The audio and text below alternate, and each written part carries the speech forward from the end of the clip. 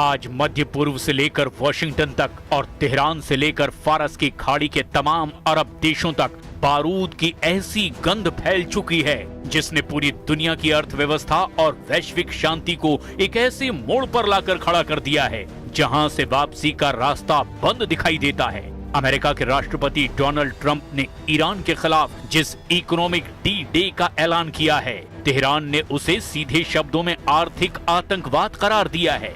इधर पेंटागन ने record 22.9 billion dollar यानी करीब 2.25 लाख करोड़ रुपए का एक ऐसा सीक्रेट मिसाइल और डिफेंस प्लान चालू कर दिया है जिसने साफ कर दिया है कि अमेरिका ईरान और रूस के साथ एक लंबी विनाशकारी जंग की तैयारी में उतर चुका है। वहीं दूसरी तरफ ईरान के नए सशस्त्र बल प्रमुख मेजर जनरल अली अब्दुल्लाही ने फारस की खाड़ी के तमाम अरब देशों को अंतिम चेतावनी जारी करते हुए कहा, हमारी नजरों से कुछ भी छिपा नहीं है। अगर अमेरिकी सेना को मदद की तो अंजाम सीधा युद्ध होगा।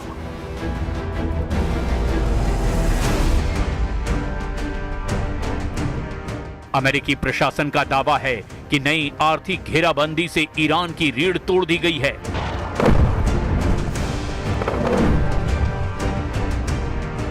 और उसकी अर्थव्यवस्था कुछ ही हफ्तों में घुटनों पर आ जाएगी। लेकिन क्या तेहरान इससे डर गया है? जवाब है बिल्कुल नहीं।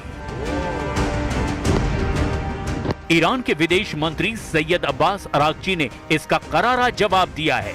अरागची ने न्यूयॉर्क टाइम्स और रॉयटर्स के अंतर्राष्ट्रीय रिपोर्ट्स का हवाला देते हुए ट्रंप प्रशासन को आईना दिखाया है। अरागची ने कहा, ट्रंप का ये तथाकथित इकोनॉमिक डी डे अमेरिका के अपने घरेलू संकट से दुनिया का ध्यान भटकाने का एक नाकाम प्रयास है। ईरानी विदेश मंत्री ने साफ शब्दों में कहा, अमेरिका का ये आर्थिक आतंकवाद पूरी दुनिया की संप्रभुता और वैश्विक अर्थव्यवस्था के लिए खतरा है। नाकाम नीतियों पर और ज्यादा जोर देने से अमेरिका को सिर्फ और सिर्फ हार ही मिलेगी। ईरान का आरोप है कि अमेरिका अपनी खिसकती आर्थिक साख को छिपाने के लिए खाड़ी में अपने सहयोगियों से मदद की भीख मांग रहा है। अरागची ने याद दिलाया कि अमेरिका का सरकारी कर्ज पहली बार इतिहास में 40 ट्रिलियन डॉलर के पार पहुंच चुका है। अमेरिका की हालत यह है कि उसका सालाना कर्ज का ब्याज भुगतान अब उसके विशालकाय रक्षा बजट से भी ज्यादा हो चुका है।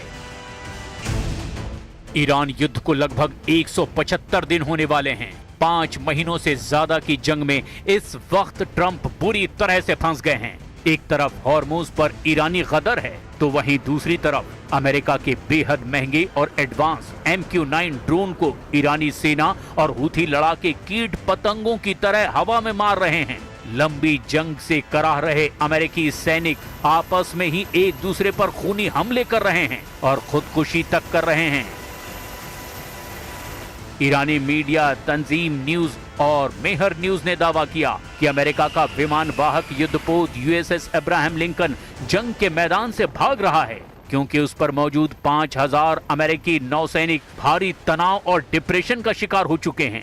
फारस की खाड़ी और हॉर्मुज में इस वक्त 21वीं सदी का सबसे भीषण सैन्य दलदल बन चुका है। कूटनीतिक गलियारों में एक ही चर्चा है, हॉर्मुज के ट्रैप में डोनाल्ड ट्रंप का प्रशासन पूरी तरह से उलझ गया है। ईरान के रणनीतिकारों ने साफ कर दिया है कि ये कोई 2-4 दिन की झड़प नहीं बल्कि एक लंबी थका देने वाली जंग है। खुफिया रिपोर्ट्स और ईरानी सैन्य कमान के बयानों का दावा है कि तेहरान ने 2029 तक युद्ध जारी रखने की तैयारी कर रखी है। ईरान का मानना है कि हॉर्मुज से दुनिया के 20% कच्चे तेल का रास्ता रोककर वो अमेरिकी अर्थव्यवस्था और वॉशिंगटन के सैन्य दबदबे को धीरे धीरे घुटने पर ले आएगा। कुल मिलाकर ईरान युद्ध ट्रंप के लिए कोड़ में खाज बन चुका है, जहां सिर्फ और सिर्फ अमेरिका को भारी नुकसान हो रहा है।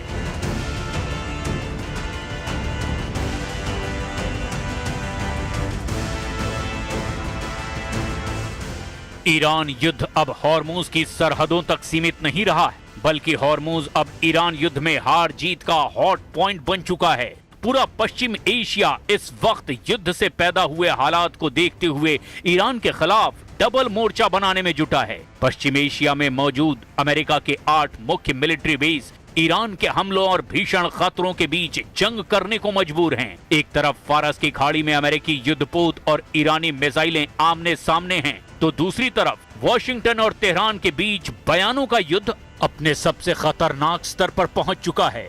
अमेरिकी राष्ट्रपति डोनाल्ड ट्रंप ने सोशल मीडिया पर दावा किया कि स्ट्रेट ऑफ हॉर्मुज पर अमेरिका का पूर्ण नियंत्रण हो चुका है। लेकिन ट्रंप के इन दावों की हवा खुद अमेरिकी अधिकारियों और अमेरिकी मीडिया ने निकाल कर रख दी है। फारस की खाड़ी में चल रहा युद्ध अब उस मोड़ पर पहुंच चुका है जहां दुनिया की सबसे बड़ी सैन्य महाशक्ति अमेरिका को एक ऐसा झटका लगा है जिसकी कल्पना पेंटागन के रणनीतिकारों को भी नहीं थी। अमेरिकी वायुसेना का सबसे भरोसेमंद, सबसे अत्याधुनिक और घातक हथियार MQ-9 रिपर ड्रोन ईरान के आसमान और होर्मुज की हवाओं में तबाही का शिकार हो रहा है।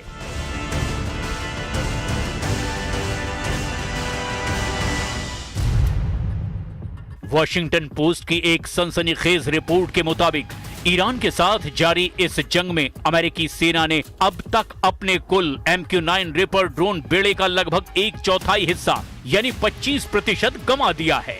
आंकड़ों की भाषा में समझें तो कम से कम 45 महंगे रिपर ड्रोन या तो मार गिराए गए या फिर तकनीकी खामियों की वजह से क्रैश हो चुके हैं। ये नुकसान केवल एक ड्रोन का गिरना नहीं बल्कि अमेरिका के 1.3 अरब डॉलर यानी लगभग 11,000 करोड़ रुपए से ज्यादा के सैन्य साजो सामान का धू धू कर जल जाना है। युद्ध शुरू होने से पहले अमेरिकी वायुसेना के पास करीब 165 और अमेरिकी मरीन कॉर्प्स के पास 20 रिपर ड्रोन सक्रिय सेवा में थे। लेकिन इस जंग की आग इतनी भीषण रही कि महज कुछ महीनों के भीतर ही अमेरिकी एयरफोर्स की फ्लीट घटकर मात्र 135 के आसपास रह गई। पेंटागन के लेफ्टिनेंट जनरल डेविड टैबर ने अमेरिकी सीनेट में अपनी गवाही के दौरान इस भारी नुकसान पर गहरी चिंता जाहिर की। लेकिन सवाल ये उठता है कि दुनिया का सबसे हाईटेक माना जाने वाला ये हंटर किलर ड्रोन इतना आसानी से निशाना कैसे बन गया? पहली वजह है उड़ान की गति और ऊंचाई। MQ-9 रिपर एक प्रोपेलर चालित ड्रोन है। ये बहुत तेज गति से नहीं उड़ता और जासूसी के लिए इसे अक्सर कम ऊंचाई पर मंडराना पड़ता है। ईरान के पास मौजूद अत्याधुनिक सरफेस टू एयर मिसाइल यानी SAM डिफेंस सिस्टम और इलेक्ट्रॉनिक वॉरफेयर यूनिट्स के सामने ये धीमी गति का ड्रोन एक सॉफ्ट टारगेट यानी आसान शिकार साबित हुआ। दूसरी वजह है संचार का टूटना। अधिकारियों के मुताबिक सभी 45 ड्रोन मिसाइलों से नहीं गिराए गए। ईरानी सेना के उन्नत इलेक्ट्रॉनिक जैमर्स ने अमेरिकी ऑपरेटर्स और ड्रोनों के बीच सैटेलाइट लिंक को काट दिया, जिससे कई ड्रोन बेकाबू होकर समंदर और रेगिस्तान में क्रैश हो गए। एक तरफ ट्रंप अपने मतदाताओं से विदेश में अंतहीन युद्धों को समाप्त करने का वायदा कर रहे हैं, तो दूसरी तरफ ईरान के साथ ये जंग अब बीतते दिन के साथ साथ ज्यादा खर्चीली होती जा रही है। पेंटागन और ट्रंप प्रशासन ने अमेरिकी कांग्रेस से युद्ध के खर्चों और खाली होते रक्षा भंडारों को फिर से भरने के लिए 67 अरब डॉलर यानी लगभग 5.6 लाख करोड़ रुपए के आपातकालीन सप्लीमेंट्री पैकेज की मांग की है। अमेरिकी रक्षा मंत्री पीट हेग्सेथ के मुताबिक केवल सितंबर के अंत तक ही इस युद्ध की लागत 37.5 अरब डॉलर तक पहुंच जाएगी और इसमें ईरानी हमलों में क्षतिग्रस्त हुए अमेरिकी सैन्य ठिकानों की मरम्मत का खर्च शामिल नहीं है।